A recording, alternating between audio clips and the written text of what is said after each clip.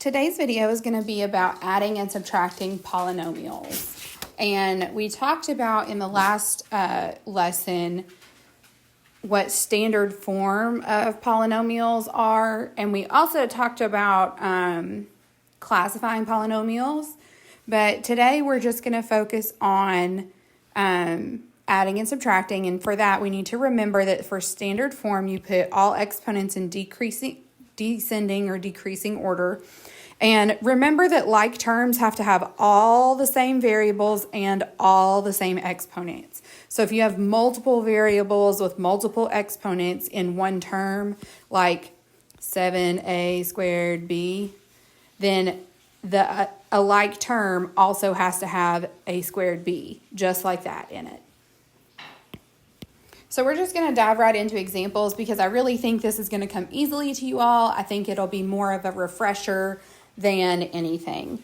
So we have two polynomials added together, and make sure that you focus in on whatever is between them, because it seems like whenever we do this, I have a lot of students who will accidentally, like if you have multiplication where there's nothing between them, students will accidentally put addition in there mentally, and like they'll do addition instead.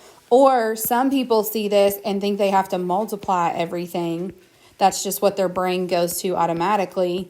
And that's way more work than you need because this is just addition. So make sure you are really conscious of what operation you're actually performing. So in this case, everything's in parentheses, so we want to pay attention to the coefficient. So in both of these, the coefficient is a positive 1. And if we were to distribute a positive 1, it would not change anything. So we can just remove those parentheses. And you don't have to write this step down, but for some of you, it may help to see it all.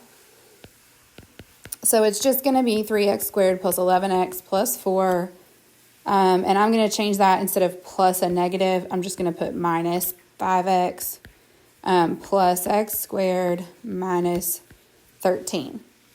And now when I have a lot of terms like this, I like to organize it by underlining it however many times that the exponent is. So this one has x squared, so we're going to underline it twice. This one's just x, and then constants get a squiggly line. And this is just a method that I use. You do not have to use it. I just think it's a little bit easier. And if it helps you, you can also put a line between the terms so that you can keep the signs with the right terms. So I'm going to start with the largest because we want it in standard form. So start with the most underlines. So we have 3 plus 1 x squared. So that's going to be 4x squared. And I'm going to mark those out because I took care of those. Then we have 11x minus 5x. That is positive 6x. Those are done. Then we have positive 4 minus 13. That gives us negative 9. Those guys are done. And now we have our answer in standard form. So try not to overthink this. I'm giving you some methods to use for whenever your paper gets crowded and it gets confusing to look at. But some of you may see this and say 3x squared plus x squared is 4x squared. 11x minus 5x is 6x, and 4 minus 13 is negative 9. So, and that's fine. That's fine. So for number 3, I just wanted to run through a subtraction problem with you. You have to change the sign of all of these. I'm going to show you 2 ways to approach this problem. The first way is just to mentally tell yourself that you have to subtract this thing. So, for example, if we do our underlining, we'll notice that there's no other k to the third. So we're just going to have 5k to the third. And then we have negative 2k squared minus positive 2k squared. So negative 2k squared minus 2k squared is going to give us negative 4k squared. Took care of those.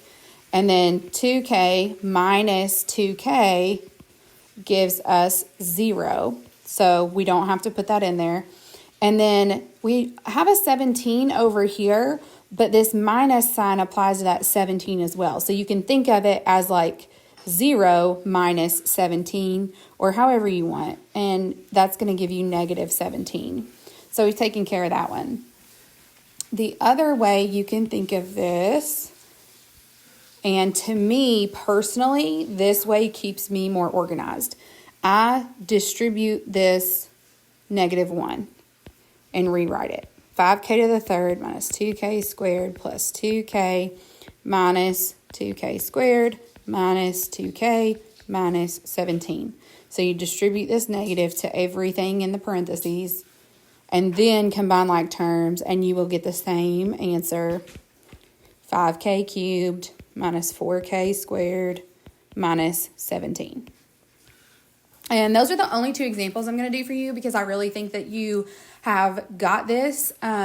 Just keep in mind for number 5 that when you subtract A from B, that is B minus A. You start with B and subtract A from that. You're going to need to remember that and pay attention to it for number 5.